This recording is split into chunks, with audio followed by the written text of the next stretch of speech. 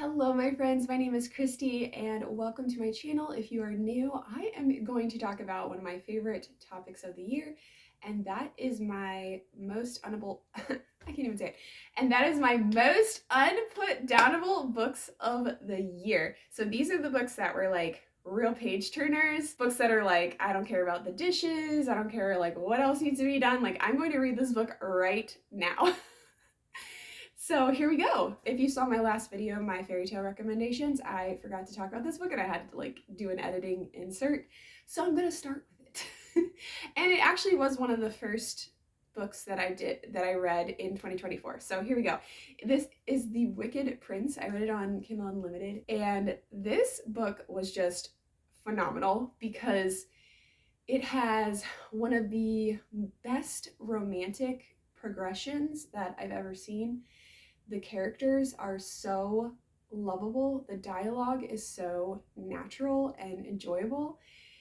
And I would be interested to see like if somebody is not usually into fairy tale retellings, what they actually think of this book, because I feel like it's one that could cross genres. Like if you just enjoy romance, you would probably like this book as well. So I'll just give you a little description of what it's about. This is a Robin Hood retelling where Robin is actually a girl and Prince John is the male main character. In the very beginning of the story, Robin gets captured by Prince John and he presents her with a choice. He says either you can be executed or you can marry me. And of course she chooses to live, so she marries him. So this is a very amazing, juicy, tension-filled enemies to lovers / marriage of convenience type trope. And it turns out that Prince John is not everything he seems to be in all of the best ways. And Robin has a few lessons to learn herself, and she is strong yet very lovable and very relatable. So this story, a big heart, a big win. I absolutely loved it, and I hope that even if you don't like fairy tale retellings, that maybe you'll want to give this one a try. Feathers of Snow by Alice Evinia. So this book I actually read by accident, I guess.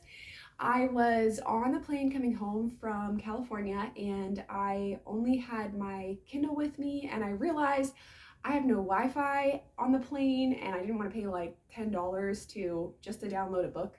So I was like scrolling through like what do I already have downloaded, and I guess I must have like clicked on this book accidentally a while ago or something. It was like one of the only ones that was actually downloaded onto my Kindle, so I started reading it and I was hooked right from the start. It really surprised me. It's a Goose Girl retelling, and wow, I mean, total page turner pacing. It's about a girl that is she's like a lady in waiting for this princess who's awful, and the princess has an arranged marriage and she's like, I don't want to marry that guy, so you go in my place and marry him and we'll just pretend you're the princess and I can go on living my life. So this poor girl is forced into an arranged marriage and to pretend to be somebody that she's really not. So it's very juicy, because then what happens is the prince ends up, well, I don't want to spoil it. So anyway, if you like fantasy, if you like fairy tale retellings, you definitely want to check this one out. A little disclaimer, the magic is a little bit weird. It's a little bit hard to understand, but I felt like it was not crucial to the story. Like if you just care about like romance and stuff, it's easy to just kind of like glaze over it or not fully understand it, and it's okay. It doesn't really like take away from the story, but I just wanted to let you know that the magic is a little bit different here in this world. Still very unputdownable, and for me, I gave it 5 stars. Cinder Luna. I just realized that all these books are fairy tale retellings. I do have a few that are not on this list, so just stay tuned. And also, I'm going to talk about my favorite book of the year. I'm going to leave that for the end, so hopefully you'll stick around to see what it is. But this one is called Cinder Luna, and this is one of the first books that I read after baby Ryder was born. And so I was like in my very sleep deprived state, yet I just couldn't stop reading this book. I think that this probably wouldn't be unputdownable for everyone, but it was for me because it felt like reading like candy. I don't know. Like I wanted to keep reading it. I kept wanting to pick it up because it made me feel so happy the whole time through that I was reading it. And like when you've just had a baby and you're so tired, you just need things that are going to like make you feel so happy. So that's what this book did for me. Read it on my Kindle. It was just a really great time. I love this author, like Marie Soleil. This was my first book that I read from her, and I definitely want to check out more of her work because it was just really fun. And so this book is about a girl that is a video gamer, which I thought was going to be really weird, but it wasn't. She is pretending to be, she was basically pretending to be a guy on this video game, with this other dude who happens to be like kind of a billionaire. And I guess I can't remember. I don't know if she knew that he was or whatever. Anyway, it's kind of like a You've Got Mail Cinderella thing because eventually he like, he needs her help for something, and she's like, I don't want to tell him that I'm actually like a girl. And like then they end up meeting in real life. Like, they do know each other in real life, and it's so fun. It was so fun. It was so juicy. It was just no spice, totally clean, pure, wonderful love. It was great. It was unputdownable for me, and I definitely recommend it for anybody that just wants to feel happy when they're reading. This one most people on BookTube have heard about, and that is Powerless.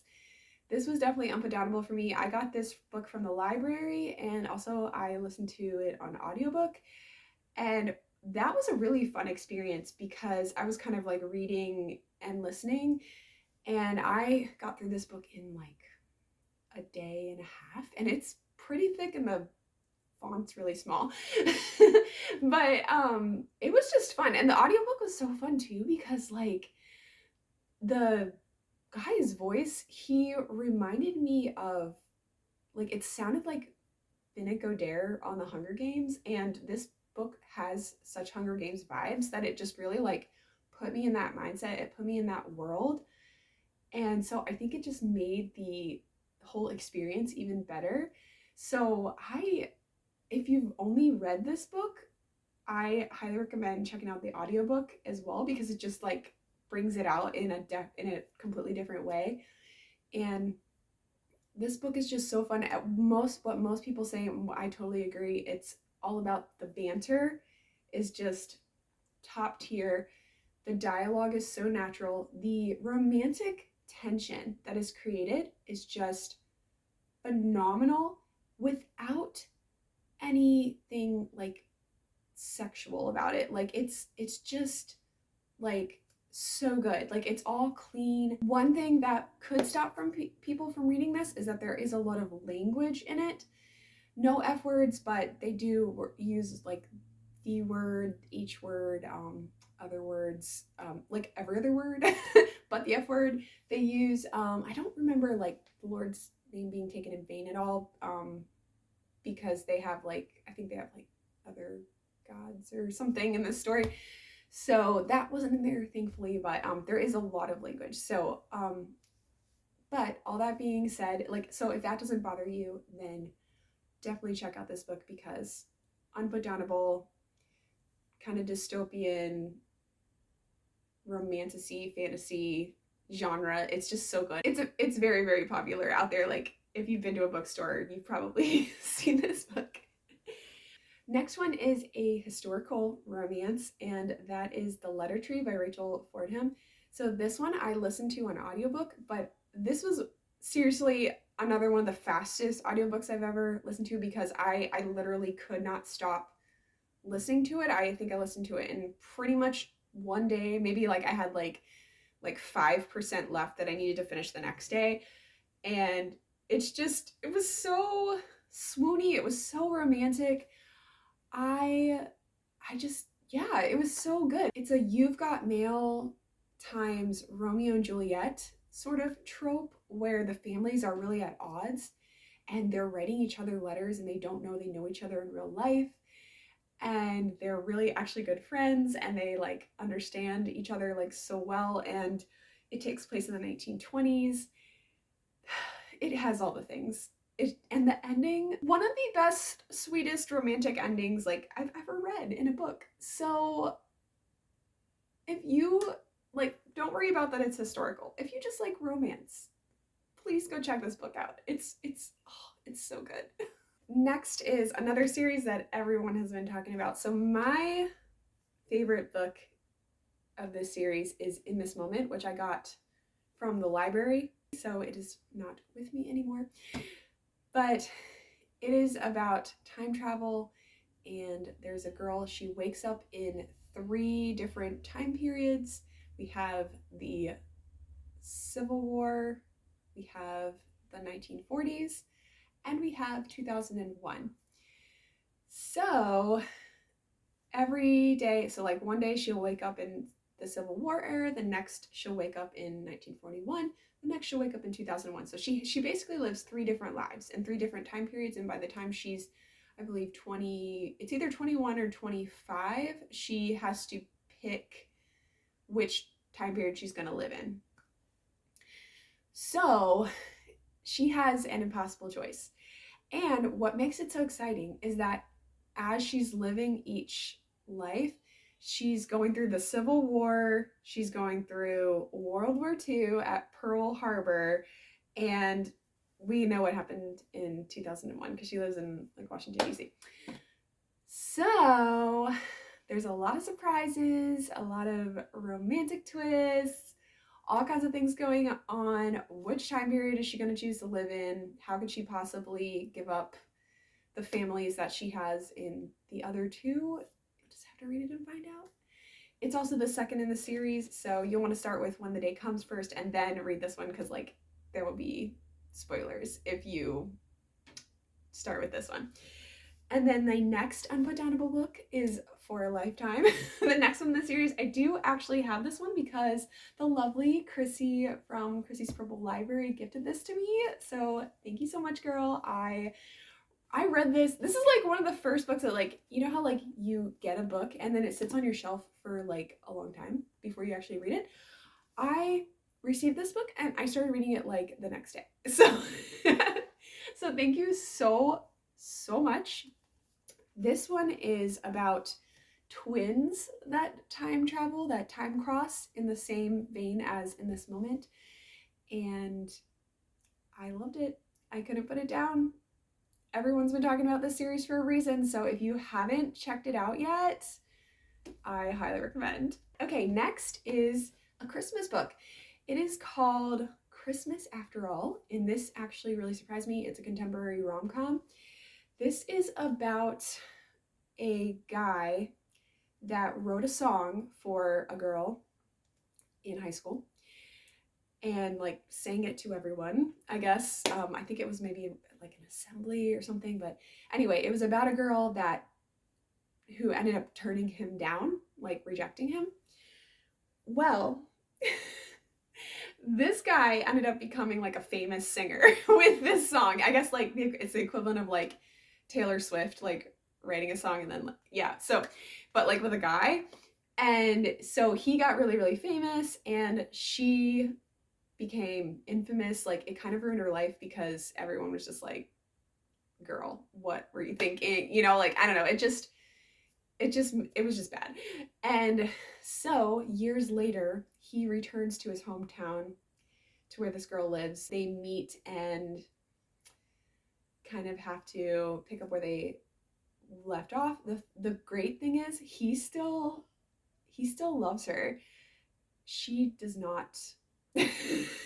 She doesn't want anything to do with him still, and yet they are forced into a forced proximity for a little while, and you'll just have to see what happens. But it's this book by C.C. Lewis. I forgot to mention the author. So good.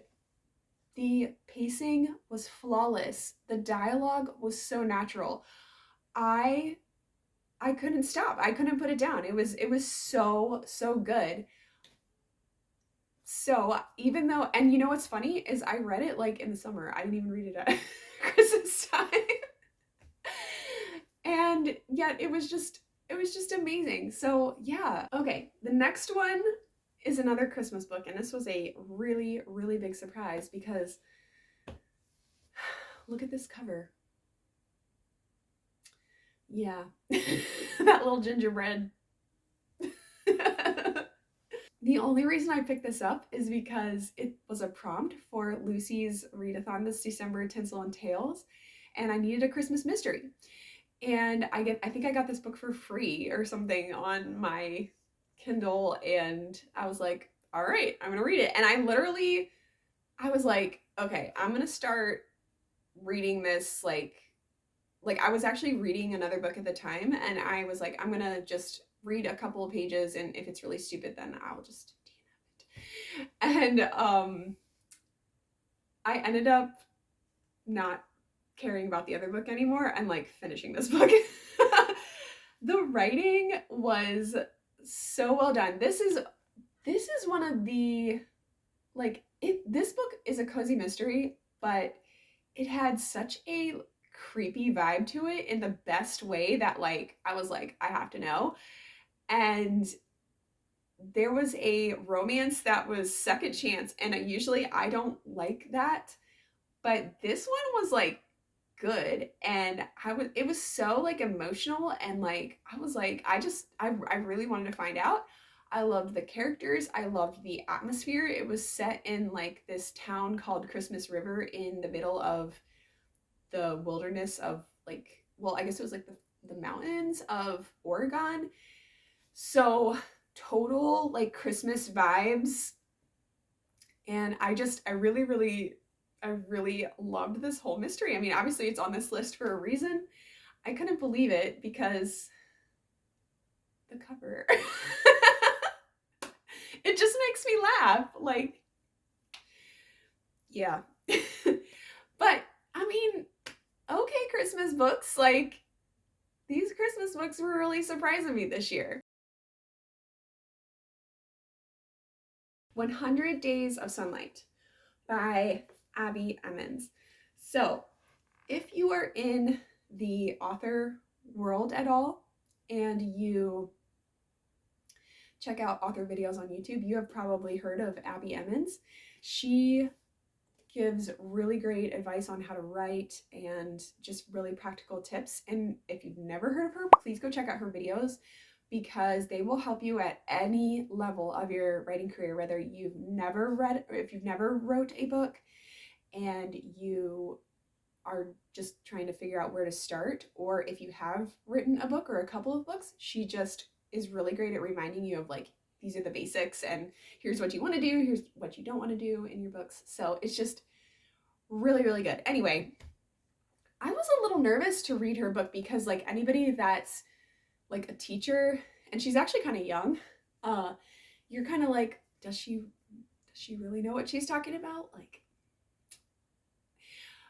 well, this book, so good that I was like, I don't care about anything else. Like I must read it. Like I was like not doing the dishes. I was like I mean, I was taking care of my baby, but like any spare moment I had, I was reading this book. I mean, it was just so good. So let me read you the back, and that's going to tell you most of what you need to know. When 16-year-old poetry blogger Tessa Dickinson is involved in a car accident and loses her eyesight for 100 days, she feels like her whole world has been turned upside down. Terrified that her vision might never return, Tessa feels like she has nothing left to be happy about.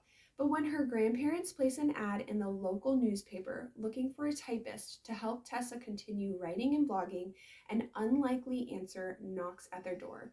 Weston Ludovicio, a boy her age with bright eyes and an optimistic smile and no legs.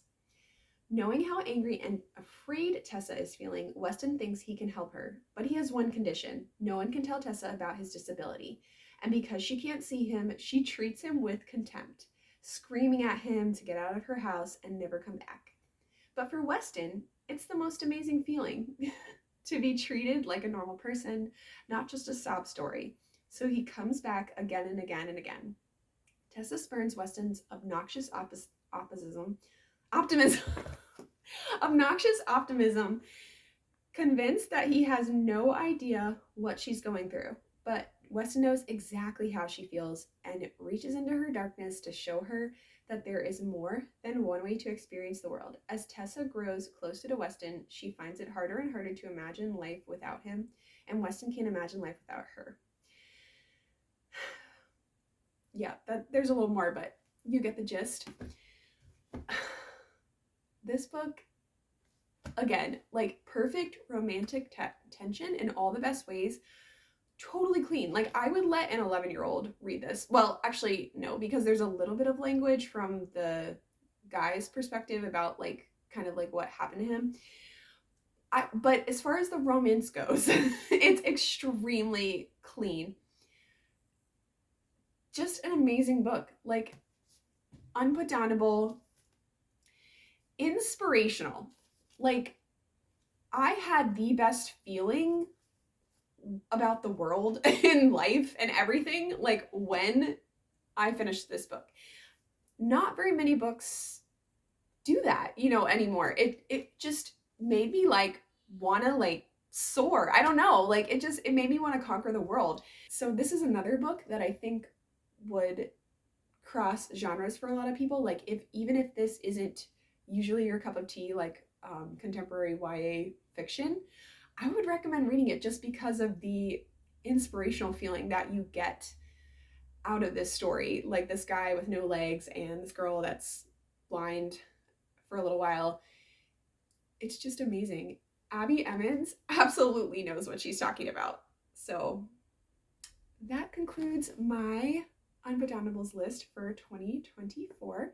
Hopefully you found a book that you would like to check out. If there are any, please let me know in the comments. I hope you enjoyed this video, and I will see you all again very, very soon. Bye!